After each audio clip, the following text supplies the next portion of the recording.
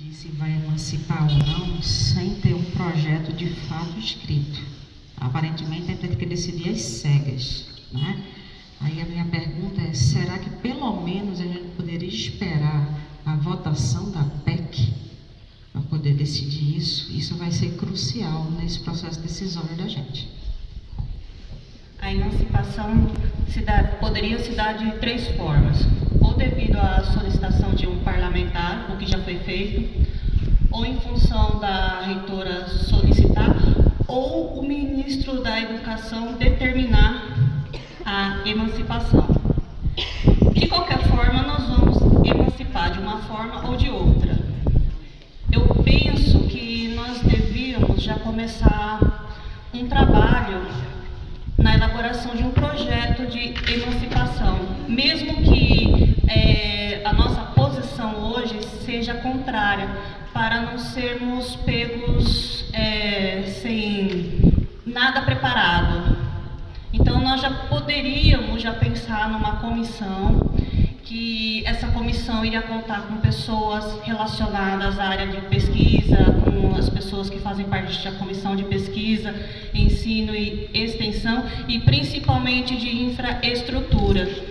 De qualquer forma, nós vamos emancipar, assim nós já estaríamos preparados. Então, nós poderíamos, em termos práticos, buscar já os projetos das unidades que se emanciparam, ver quais são os itens, fazer realmente uma listagem dos tópicos que nós precisamos ter nesse projeto, de uma forma mais pensada, mais metabolizada, para não sermos pegos de calças nas mãos. É isso. Participar do debate. Inclusive, aqueles que nos convidaram para participar do debate. Isso é democrático, a gente permite que todos participem. Eu gostaria, sim, que o deputado viesse ouvir os nossos questionamentos. Afinal, ele propôs o projeto. Eu gostaria também que a população da Serra Talhada, a população das cidades vizinhas, tomassem conhecimento disso e discutissem também isso, porque isso fortalece a discussão, ela amplia horizontes.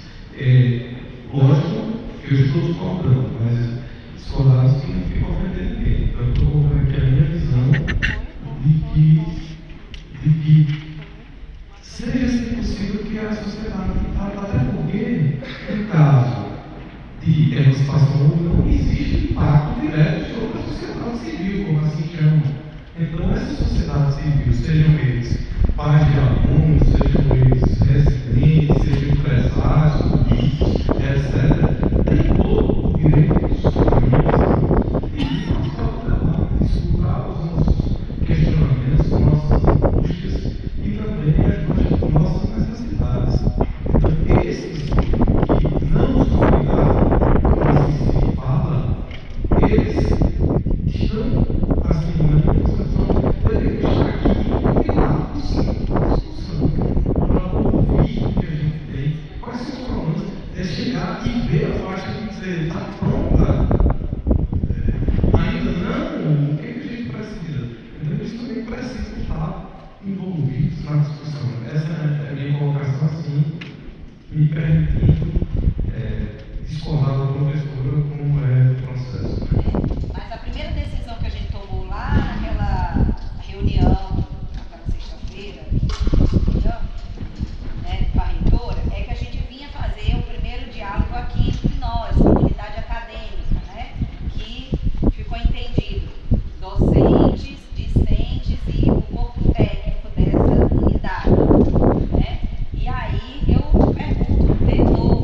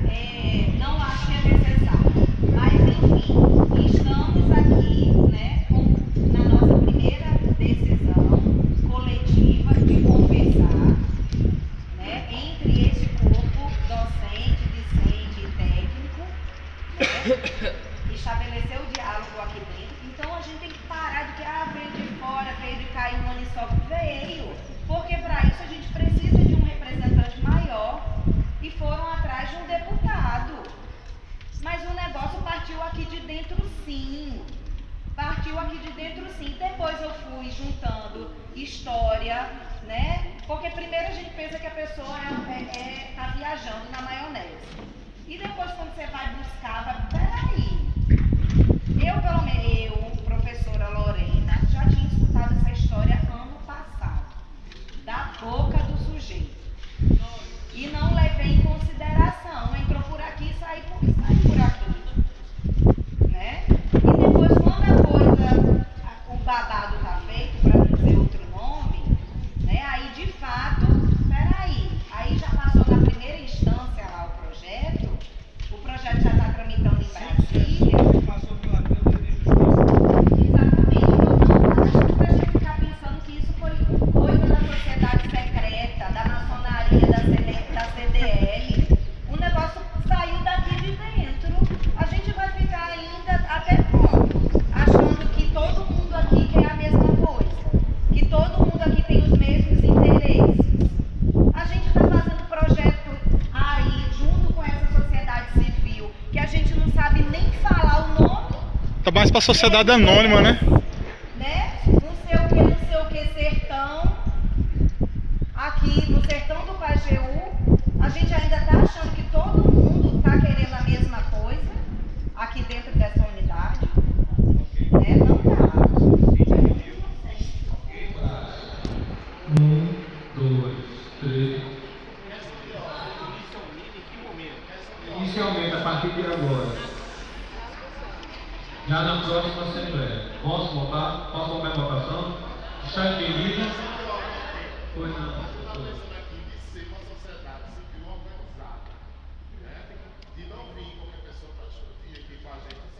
Defina qualquer pessoa.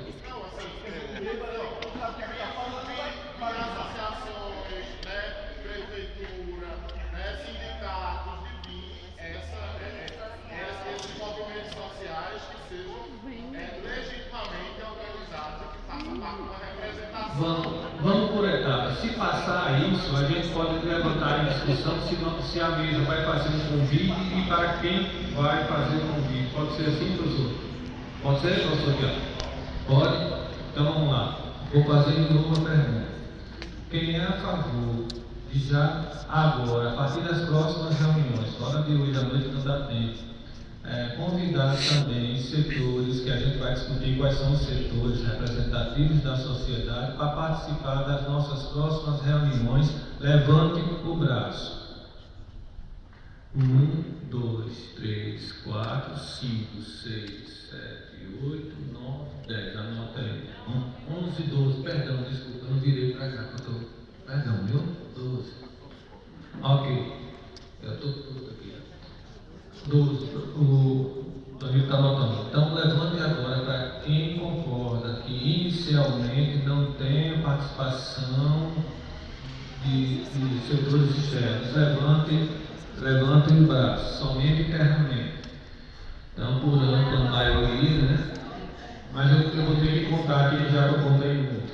1, 2, 3, 4, 5, 6, 7, 8, 9, 10, 11, 12, 13, 14, 15, 16, 17, 18, 19, 20, 21, 22, 24, 25, 26, 27, 28, 29, 30, 31, 32, 33, 34, 35, 36, 37, 38, 39, 40, 41, 42, 43, 44, 45, 46, 47. Abstenções. Abstenções, por favor. Abstenções. 1, 2, 3, 4, 5. 5 abstenções. Bom. A gente podia pensar também uma forma de acionar os nossos sindicatos para estar lá junto enquanto acontece a tramitação desse projeto de lei. A gente não pode pensar que só o assassinato nosso vai resolver isso. Ótimo, então a gente precisa ter gente nossa lá que fique o tempo todo funcionando para que isso pare. Se é o que a gente quer, né? O que está acontecendo é o desmonte da educação. Então a gente não pode ser ingênuo e ficar pensando que foi porque só os professores se juntaram, não sei o quê. Partiu daí, né? Mas tem outras questões envolvidas. Por que isso foi contrário? Então vamos acionar o sindicato para a gente, para ter gente nossa lá pensionando esse resultado na hora dessa votação, senão não vai parar. Angelita, se apresente com muita gente.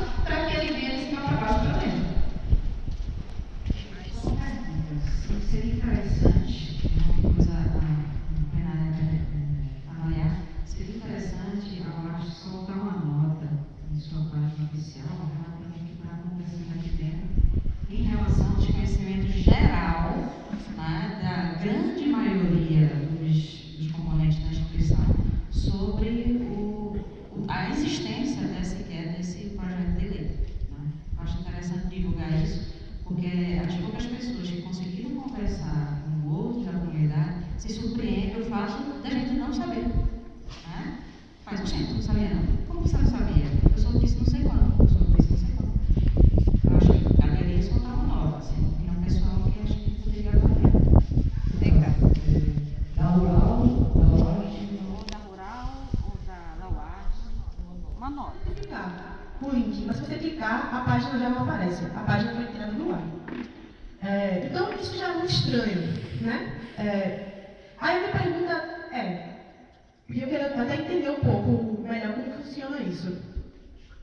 Pensando que quem tem interesse disso ser conduzido dessa forma, pensando que aconteça, que venha de cima para baixo, que antecipe, pensando que nós teremos uma nova universidade. Uma universidade implica uma série de novos cargos, reitor, pró-reitor, diretor de centro, enfim, essas universidades, assim que elas se for decidido, como é que esses cargos são decididos? A gente vai votar para saber quem é o reitor, a gente vai votar para saber quem é o diretor do novo centro, porque vai ter que ser criado centro, departamento, enfim, uma série de órgãos que a gente não tem. Eu quero saber como é que esses cargos serão atribuídos. Eles vão vir da gente? Bem, o processo parece que não está vindo muito da gente, né? Então, assim, a princípio, posso estar muito enganada, pode ser que venha, pode ser que a gente possa votar, enfim, né? Não sei. Esperança é isso. Então, eu quero saber o seguinte, como é que esses cargos serão atribuídos, né? Quem é que decide? É Caio Maniçoba?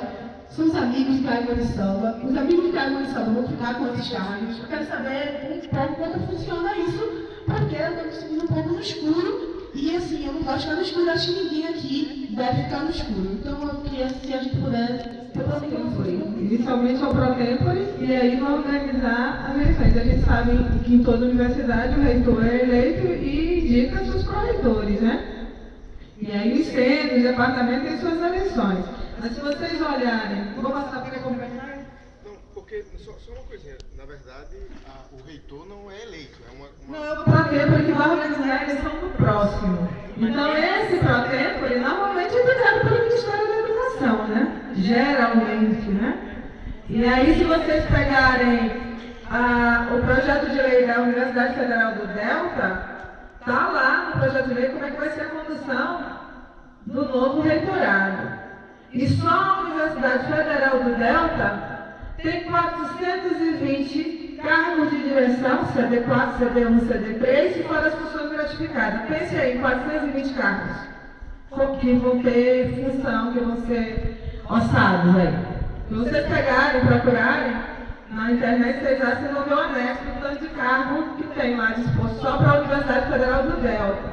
Se pegar também a Federal do Sertão, são X cargos de CD. CD é cargo de direção. O máximo é o da reitor, que é o CD4. Aí vem CD3, que é um pro-reitor. Não, ao contrário. CD1, CD2, CD3, né? E CD4. E assim vai os cargos ao contrário. Então, os cargos vão ter o maior valor são os CDs. Aí depois tem as FGs, que são as funções gratificadas, que é protocolo, biblioteca. Então, no Delta são 420. A Federal do Sertão são outros tantos. Né? Será que o país tem dinheiro para tudo isso? Uma pergunta. Só uma pergunta. Mas a eleição de reitor na Universidade Federal não é uma consulta somente à comunidade. Você envia uma lista trimestral e quem escolhe, na verdade, é o ministro e o reitor. Na Federal do Delta está dizendo assim, indicado um reitor pro-tempore que vai organizar essa consulta. O primeiro é pro-tempore. O primeiro, então, é pro-tempore de todo jeito. Então, também é indicado de toda forma. Deixa eu falar como é que foi a UAS. Tá? A UAS, em 2006, quando a gente chegou, a gente já tinha um diretor pro-tempore indicado, que foi indicado pela reitoria. E em 2008 que a gente teve a nossa primeira consulta. Então, provavelmente deve acontecer desse jeito. Agora, se você vai perguntar qual é o impacto que a reitora, como ela falou, que no caso de emancipação existe uma tutela de 2 anos, se vai ter alguma influência de indicação do Ministério da Educação? Não sei.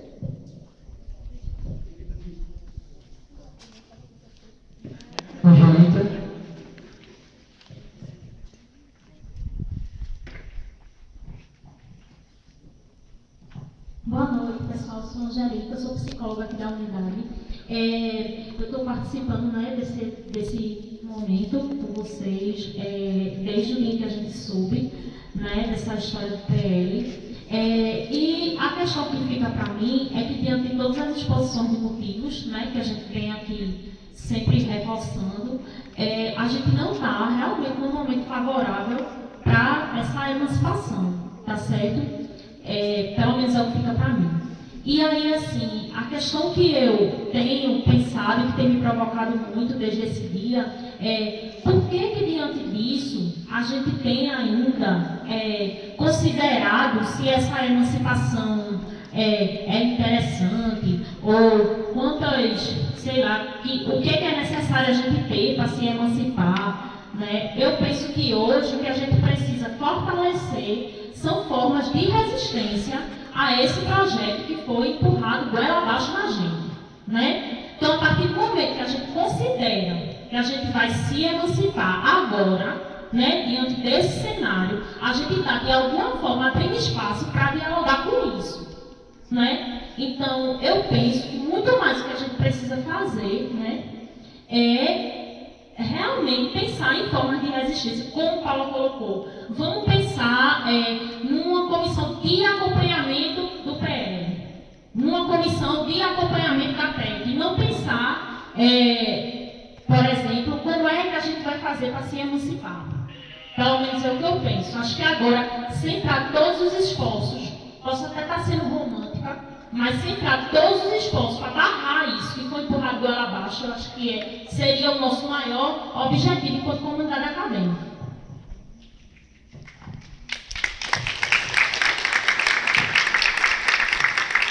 Mais?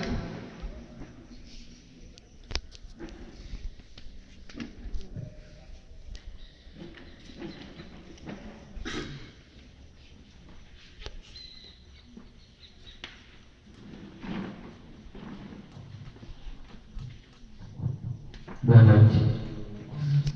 O meu nome é Josimar, sou do curso de Letras e uma das grandes questões sobre esse projeto de lei é, de repente, a falta de conhecimento e até esclarecimento por parte dos alunos. E uma dúvida que me chegou aproveitando a fala do professor Boito, que esclareceu em sala de aula algumas questões, e ele disse, me corrija se eu estiver errado, que a questão da emancipação seria um processo natural, certo?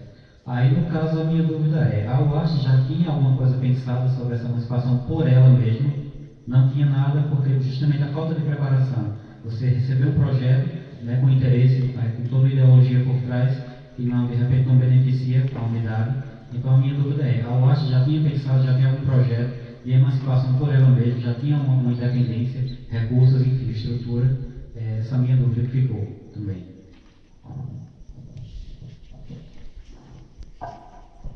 Só tocando na sua pergunta com relação ao contexto histórico da unidade acadêmica Serra Amarela. Quando as unidades foram criadas, o destino seria emancipar, que foi isso que a professora Veridiana disse. A gente questionava, como é que se emancipa? Precisa de AD? Precisa de quantas pós-graduações?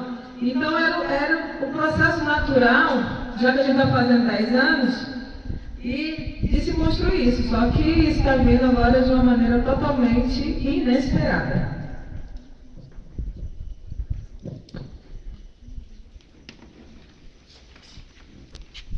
Mais alguém?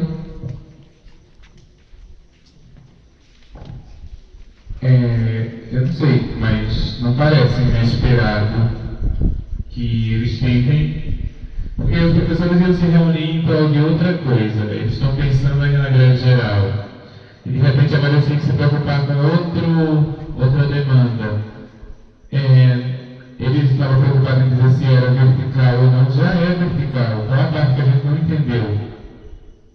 Sabe, não tem diálogo com o que vocês falaram até agora, pelo que eu ouvi. É vertical. E é vertical de golpista. Sabe, não tem Estado democrático de direito para dialogar com esse povo. Eles vão fazer se eles quiserem. Sabe, eles fizeram o que eles fizeram do ensino linha não vai parar. Se ele quiser fazer isso, maniçoba, macaxeira, sei lá o que ele é, não devo respeito a ele, vai fazer isso se ele quiser. Então, é como a Angelita falou, como Paula disse antes, e como eu já estava pensando, mas eu não gosto de chegar no lugar e já sem saber o que está rolando, dizer, é se organizar para impedir, se pudermos impedir. Porque não, eu vi pessoas falando aqui e parece que a gente ainda acredita que está num lugar democrático de direito, sabe? Num país democrático de direito. Já ruiu. É golpe de novo, vai ser golpe sempre.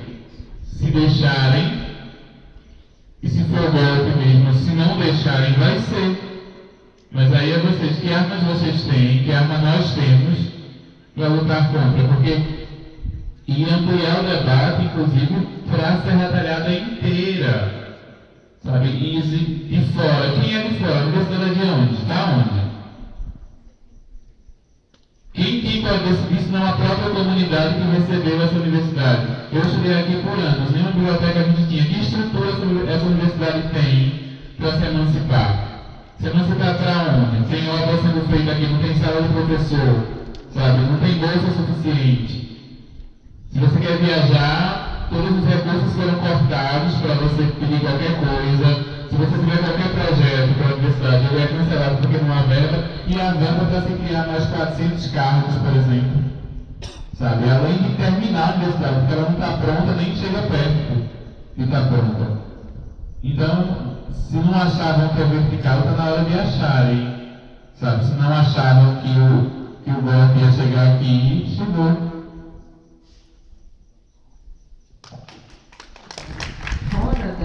O Arte tinha conhecimento, pelo menos parcialmente, e a gente não.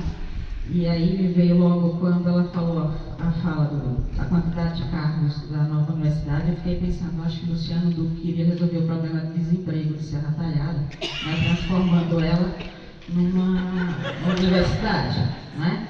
Então eu acho que ele estava jurando que os cargos, se pudesse ser abertos, ia ser ocupado só pelo pessoal daqui, que não ia sair um edital para vir pessoas de todo o Brasil que quisessem vir fazer, né? Então, e aí esse projeto passou com apoio externo, ninguém sabe direito, a obscuridade relatada por Rafaela é real, né? Agora, acho que isso não impede a gente de expor veementemente nossa posição contra eles. Agora, é como você falou, a gente não tem a ingenuidade de que isso não possa vir descer de goela abaixo. E a gente vai ter, quando isso acontecer, tratar com ele da melhor maneira possível. Agora, a gente tem que realmente expor. Então, expor em Brasília, expor para a comunidade local o que está acontecendo, né? E, à medida que for possível, impor ou pedir, solicitar, né, o que a gente deseja para aqui, né, agora ou no futuro próximo.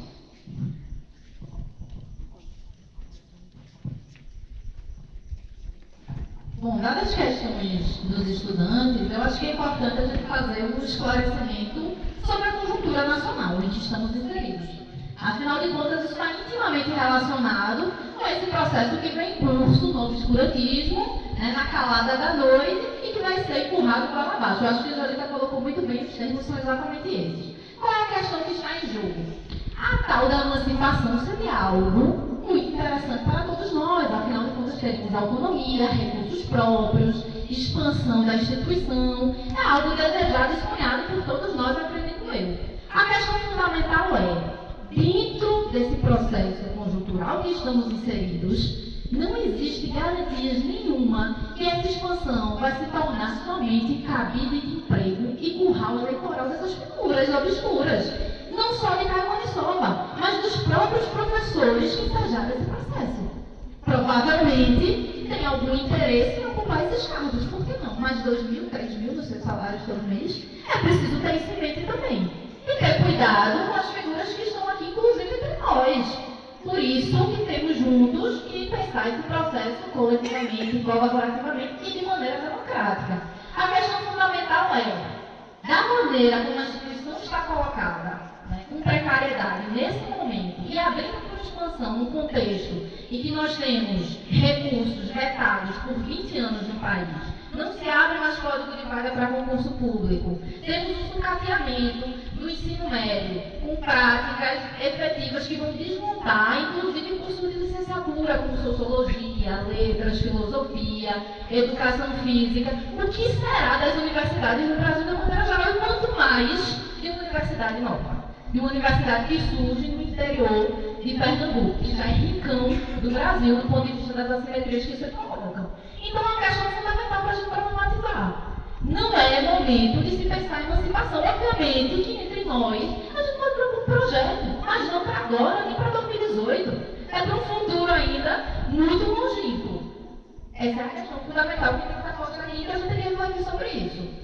É momento de estarmos atentos a esse processo que está em curso e de colocarmos efetivamente questões para essas figuras que estão no poder e que podem levar isso adiante à nossa reitoria.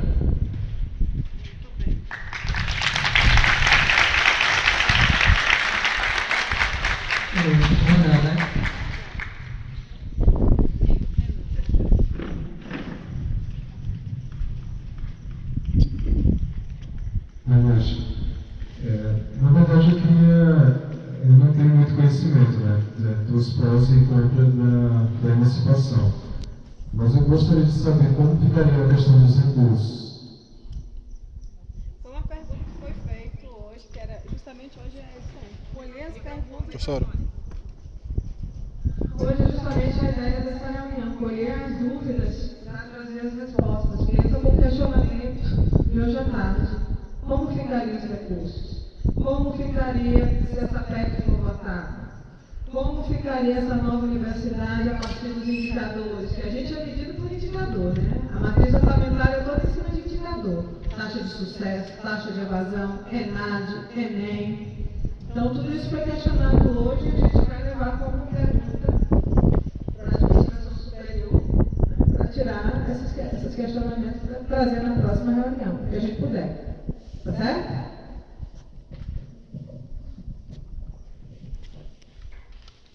Mais alguém? Cássia encerra o quarto bloco e aí tu fica para o quinto.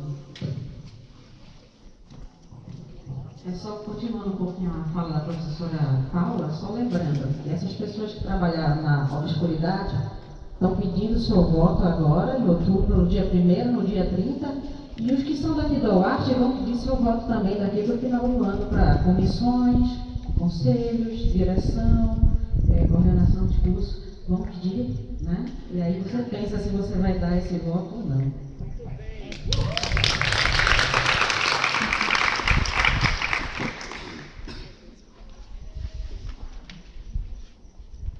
Isto. Se esquece. Eu como cientista, professor cientista, eu sempre gosto muito e acho que é super pertinente e a gente só cresce com a crítica, com o contraditório. Então, quando eu submeto meu artigo para uma revista de High Impact Fact, eu sempre recebo, mesmo que hoje recebi mesmo uma recusa de um artigo, uma revista de Impacto 4, e fiquei louco porque estava no curso e não podia ler o que é que o editor e os referees escreveram sobre o meu paper. E tenho certeza que, por mais ruim que esteja esse paper, eu irei melhorá-lo, irei aceitar as críticas, posso também rebatê-las. Entretanto, até agora, aqui nessa discussão, eu não vi ninguém defender a isso, né? A emancipação como ela está sendo proposta. Então, eu espero que exista, que apareça as pessoas que defendem isso junto aos políticos, ou junto a sei lá quem, que consiga me trazer argumentos que possam talvez mudar a minha ideia. Porque isso é muito importante, o contraditório, na minha forma de ver o mundo. Eu vejo o mundo dessa forma. Às vezes, quando eu recebo uma crítica de um reitor dizendo, olha, seu paper ele tem esse problema das... Putz, é mesmo, nem tinha notado isso. O cara estava fora dos Estados Unidos, na Austrália, na Europa, não conhece a realidade do semiárido. O que esse cara está escrevendo para mandar para o mundo todo saber que existe uma abelhinha bem pequenininha que gosta de uma flor, que visita uma planta aquática de um lugar semidesértico? Então, quando você vê a crítica desse cara, eu engrandeço o meu conhecimento. Eu posso aceitá-la ou não, mas sempre melhor. E eu espero que, sei lá, quem tem uma soba ou até outros produtos, tenham aqui para dizer, gente, qual é a expectativa que eles têm em relação a gente. Isso é super importante. Ele pode talvez mudar a minha ideia, mas ele precisa vir expor a ideia dele aqui. Mais alguém?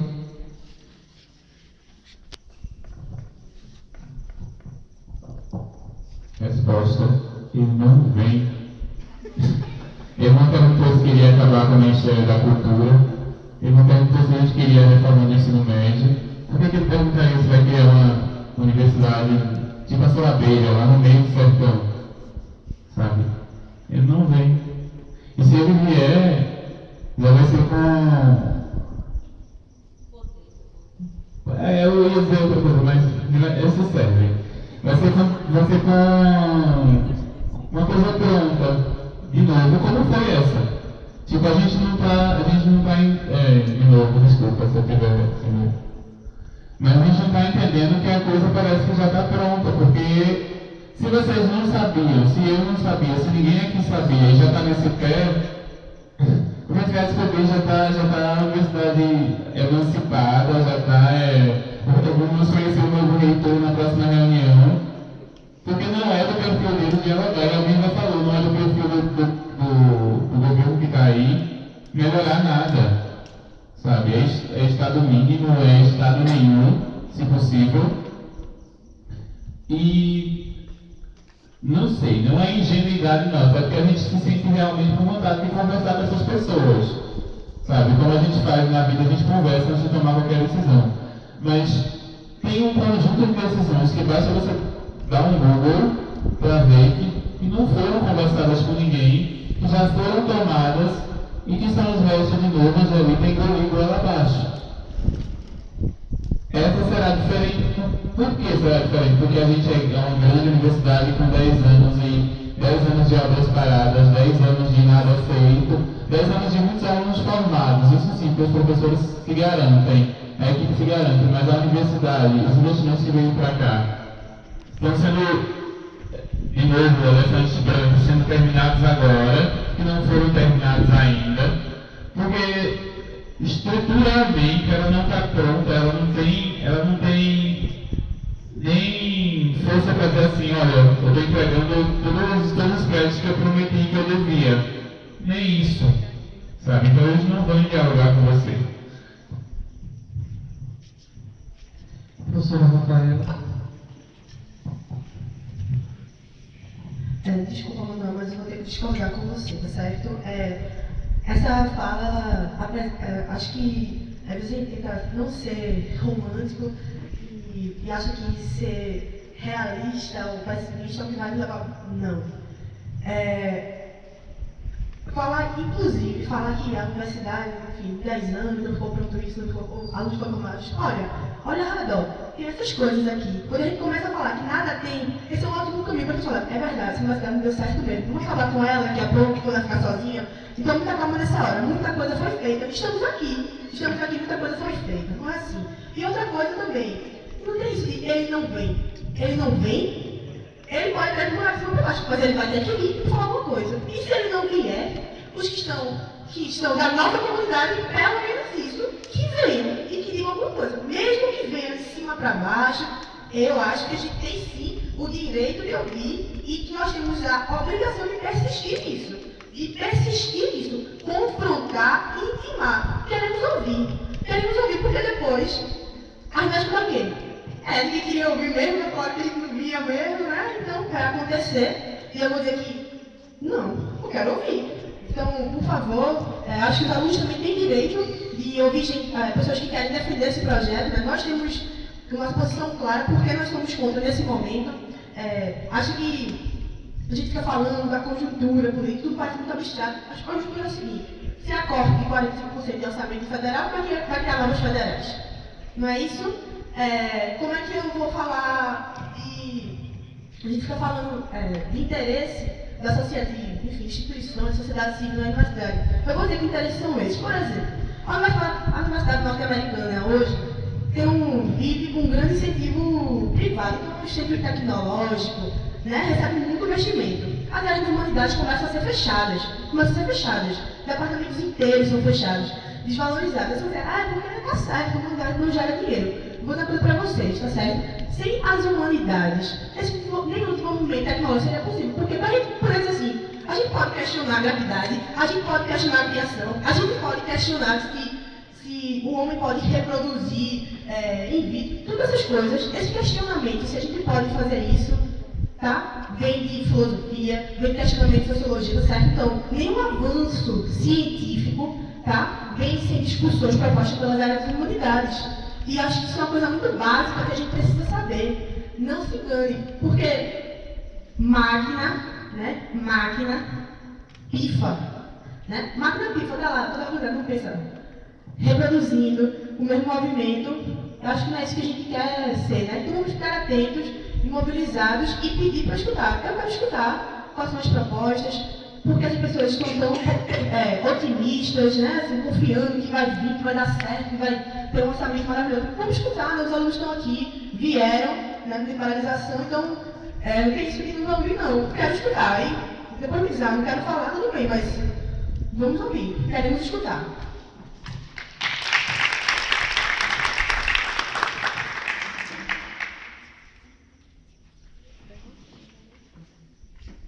Mais alguém?